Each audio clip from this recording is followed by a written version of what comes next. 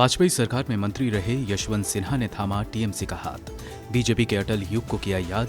साथ ही बोले, कंधार विमान अपहरण केस में बंधकों के बदले खुद को सौंपने को तैयार थी ममता बनर्जी। दिल्ली से देहरादून जा रही शताब्दी एक्सप्रेस की बोगी में लगी आग, कोई हताहत नहीं। कोरोना ने फिर बढ़ाई चिंता। पिछले 24 घंटे में आए इस साल के सबसे ज्यादा कोरोना के नए मामले। लगातार बढ़ते मामलों के बीच महाराष्ट्र सरकार सख्त। कई शहरों में लगा वीकेंड लॉकडाउन। जम्मू में श्रीन बोर्ड की बैठक में हुआ फैसला, 28 जून से शुरू होगी अमरनाथ यात्रा। देश को लगा महंगाई का झटका। जनवरी के मुकाबले फरवरी में बढ़कर 5.03% पर पहुंची खुदरा महंगाई।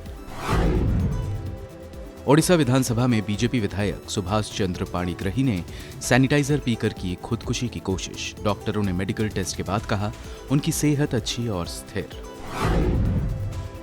तमाम अटकलों के बीच एस्ट्राजेनेका ने अपनी वैक्सीन को बताया पूरी तरह सुरक्षित। कहा टेस्ट में नहीं मिले ब्लड क्लॉट के सबूत। राहुल गांधी ने साधा केंद्र पर निशाना। बोले, अधिनायकवादी ताकतों की गिरफ्त में जा रहा है भारत।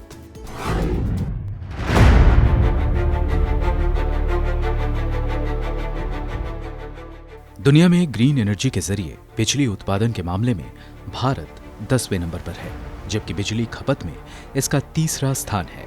इतना ही नहीं, इंटरनेशनल एनर्जी एजेंसी की 2021 की इंडिया एनर्जी आउटलुक रिपोर्ट में कहा गया है कि अभी भारत की ऊर्जा मांग 2040 तक तेजी से बढ़ती रहेगी। इंटरनेशनल एनर्जी एजेंसी के मुताबिक इसकी बड़ी वजह यहां तेजी से बढ़ने वाला औद्योगिकरण होगा।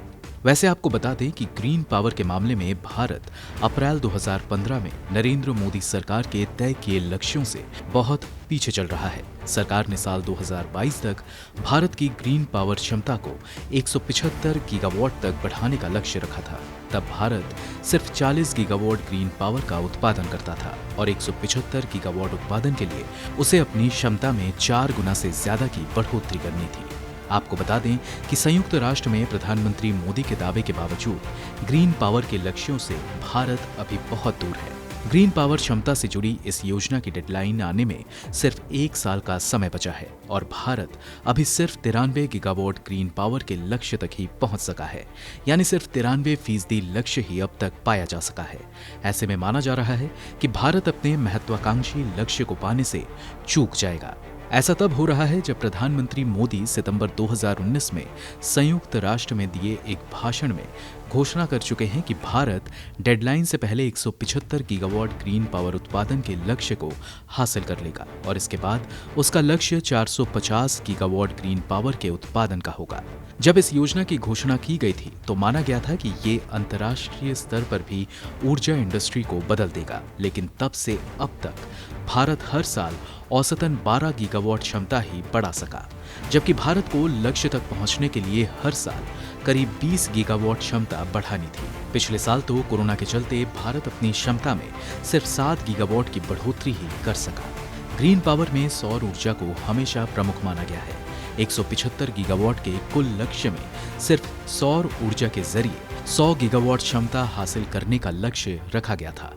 बता दें कि 2015 में जब ये लक्ष्य रखा गया था तब देश सौर ऊर्जा के जरिए सिर्फ 3 गीगावाट ऊर्जा का उत्पादन करता था। तब से जनवरी 2021 तक देश की सौर ऊर्जा क्षमता बढ़कर 48 गीगावाट हो चुकी है, लेकिन अभी ये अपने लक्ष्य की आधी भी नहीं है। भले ही भारत लक्ष्य से अभी बहुत पीछे हो, लेकिन पिछले कुछ सालों में इसने ग्रीन पावर में महत्वपूर्ण बढ़ोतरी भी की है।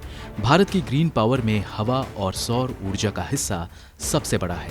हालांकि चिंता की बात यह है कि जहां 2017-18 के मुकाबले सौर ऊर्जा का हिस्सा 25% से बढ़कर 39% हुआ है, वहीं वायु ऊर्जा का हिस्सा 52% से गिरकर 44% हो गया है। वर्तमान में केवल कुछ ही राज्य और केंद्र शासित प्रदेश 2022 के लिए तय लक्ष्यों को पूरा कर पाने की राह पर हैं। इनमें से जो 3 अपने लक्ष्यों से आगे भी निकल सकते हैं वो हैं तेलंगाना, कर्नाटक और अंडमान और निकोबार द्वीप समूह। वहीं देश में 8 राज्य ऐसे हैं जिनका 2022 का ग्रीन पावर की क्षमता का लक्ष्य 10 गीगावाट से ज्यादा है, लेकिन उनमें से सिर्फ 2 कर्नाटक और गुजरात ही अपने लक्ष्य का 70% पूरा कर सके हैं। तमिलनाडु और राजस्थान 69% क्षमता के साथ इनसे पीछे है। बाकी 4 राज्य आंध्र प्रदेश, महाराष्ट्र, मध्य प्रदेश और उत्तर प्रदेश अब तक 50% का आंकड़ा भी नहीं छू सके हैं। फिलहाल इन ग्रीन एनर्जी सोर्सेज की क्षमता भारत की कुल बिजली उत्पादन क्षमता का सिर्फ 25% है और इनका वास्तविक बिजली उत्पादन सिर्फ 9% है। हालांकि ध्यान देने वाली बात यह है कि ये वैश्विक औसत 10% के आसपास ही होगी। ब्यूरो रिपोर्ट, गो न्यूज़।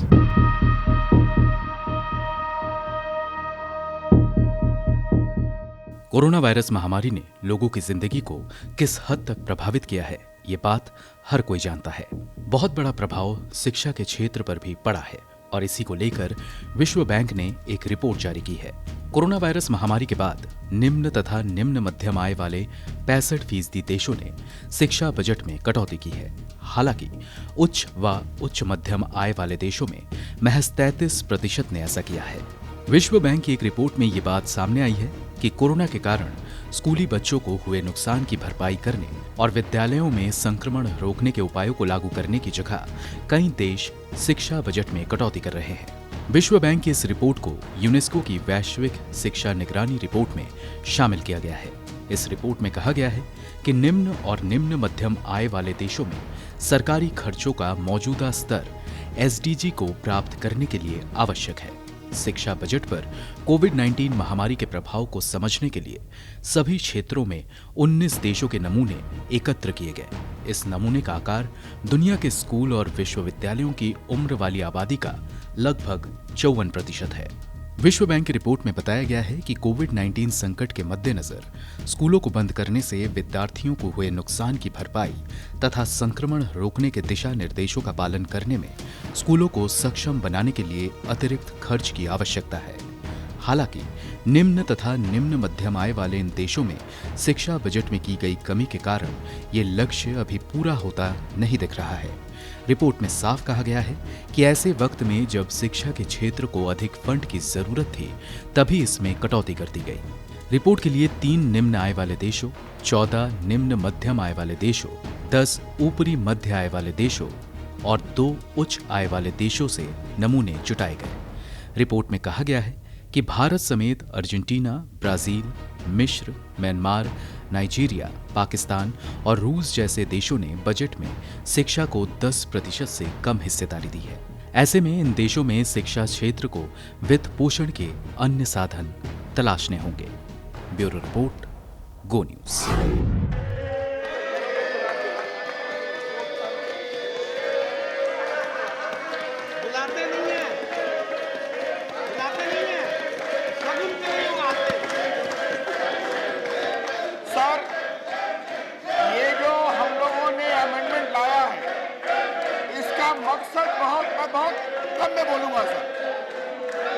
आर्बिट्रेशन एक्ट के धारा 36 में सर इस बात का प्रावधान है कि कोई आर्बिट्रेशन अवार्ड सेटिसाइड हो जाएगा अगर वो पब्लिक पॉलिसी के खिलाफ होगा।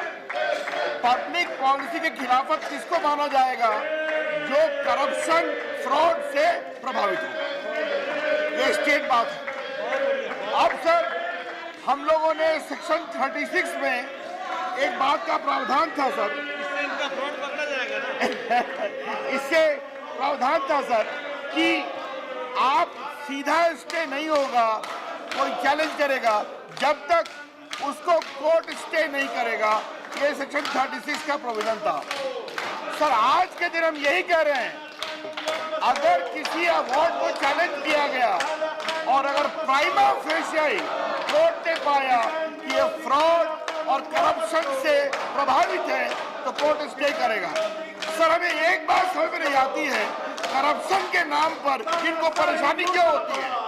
क्या भारत में ऐसे अवार्ड दिए जाएं जो करप्शन से प्रभावित हैं, जहां सीबीआई की इंक्वायरी चल रही है और ऐसे लोग कोल्यूसिव एग्रीमेंट के द्वारा अवार्ड लेकर टैक्स पेयर के पैसे को वापस करने की कोशिश कर रहे हैं? तो सर हमारी एकमात्र कोशिश है कि भारत में ईमानदारी से आर्बिट्रेशन हो। हमारी एकमात्र कोशिश है कि टैक्स पेयर के पैसे लोग लूट के नहीं ले जाएं अवार्ड में। यही तो हम काम कर रहे हैं। और जहां तक कुछ लोगों ने सवाल किया है कि प्राइमा फेसी का मतलब क्या होता है, तो कोर्ट ने साफ साफ कहा है कि prima facie case does not mean prove to the hilt, but a case which can be said to be established if the evidence led in the support is to be believed. Sir हमें एक चीज बताया जाए, हमें sir एक चीज बताया जाए, अगर ऐसे मामले में नेचुरल रिसोर्सेज को लुटा दिया गया, उनकी सरकार ने किया गया, उनकी सरकार ने बहुत सर नेचुरल रिसोर्सेज, आज मैं हाउस में कहना चाहूंगा सर, नेचुरल रिसोर्सेज जिसको सुप्रीम कोर्ट के द्वारा ऑक्शन में देना था, उनके समय में उसे लुटा दिया गया, कार्रवाई नहीं की गई। आज सर सीबीआई की इंक्वायरी चल रही है, मैं किसी कंपनी का नाम नहीं लूंगा सर, लेकिन वो लोग बाहर में जाके उसको इन्फोर्स कर रहे हैं और क्या कह रहे हैं, हजारों करोड़ रुपए दो हमारे क्लेम पर। तो पहले तो करप्शन से एग्रीमेंट करो, करप्शन से नेचुरल रिसोर्स को, उस समय की सरकार कुछ काम करती नहीं है। हमारी सरकार आई, सारी गड़बड़ी पकड़ी, आज इंक्वायरी हो रही है। अब वो क्या कर रहे हैं कि हमको पूरा पैसा भी दो, और एक इन्वेस्टर अमेरिका में, एक इन्वेस्टर बाकी जगह। Sir the larger question to be considered is, क्या भारत के टैक्स पेयर का पैसा जाएगा ना उनके अवार्ड में, ना उनका या किसी का नहीं जाएगा, वो कार्रवाई करते नहीं है। हम कानून से भारत के आर्बिट्रेशन के इकोसिस्टम को मजबूत कर रहे हैं, ईमानदार कर रहे हैं, उनको परेशानी हो रही है और हम चाहते हैं वो परेशान हो, क्योंकि नरेंद्र मोदी की सरकार ईमानदारी से चलेगी। इसीलिए सर हम लोगों ने ये कानून करने की कोशिश की है। अब सर जो बात उन 2-3 मित्रों ने बताई, ये सारा कुछ स्टे के लिए है, अगर वो जीत गए तो सेटिस्फाइड हो जाएगा। लेकिन सर इस सदन को एक बात समझना पड़ेगा, भारत एक आजाद मुल्क है। एक आजाद मुल्क में क्या कुछ व्यापारी अपने सिस्टम को एब्यूज कर नेचुरल रिसोर्स लेंगे, कोल्यूसिव कॉन्ट्रैक्ट करेंगे और बाहर जाके इन्फोर्स करेंगे और हजारों करोड़ मांगेंगे? उसको रोकने का एक जरिया इस कानून में ला रहे हैं। इससे क्यों परेशानी हो रही है? ये तो सीधी बात है सर। इसलिए सर ये बिल्कुल हम सर चाहते हैं भारत आर्बिट्रेशन का बड़ा सेंटर बने। हमने रिफॉर्म किया है, हम इंस्टीट्यूशनल रिफॉर्म आर्बिट्रेशन को बढ़ाना चाहते हैं सर, और आर्बिट्रेशन काउंसिल भी बना रहे हैं सर, जिसमें हम आर्बिट्रेशन को ग्रेडिंग करेंगे इंस्टीट्यूशन को, ताकि वो अच्छा आर्बिट्रेशन बनाए। इसीलिए शेड्यूल 8 को हम क्यों हटा रहे हैं? बहुत सिंपल सी बात है कि आर्बिट्रेशन काउंसिल ही तय करे कि आर्बिट्रेटर की क्वालिटी क्या हो, उनकी गुणवत्ता क्या हो, उनकी एलिजिबिलिटी क्या हो। तो कानून से नहीं, हम आर्बिट्रेशन काउंसिल को ऑटोनॉमी दे रहे हैं, जो सुप्रीम कोर्ट के जज हेडिंग करेंगे। तो यही तो सिंपल कानून है सर। और सर हम कहना चाहते हैं, हमने ऑर्डिनेंस इसलिए लाया कि हमें भारत के टैक्स पेयर का पैसा बचाना था, तो इन्फोर्स कर रहे थे, और इसीलिए ये एक नेशनल कंपेलिंग नेसेसिटी है सर इस बिल को पास करना। और मैं बहुत पीड़ा है कि हमारे विपक्ष के लोग एक दिन के लिए देश हित के इस कानून को रोकने में लगे हुए हैं। ये बहुत दुर्भाग्यपूर्ण है। इसलिए ये बिल्कुल वैधानिक है और मैं आपसे आग्रह करूंगा इसे कृपा कर पारित करने की अनुमति दें।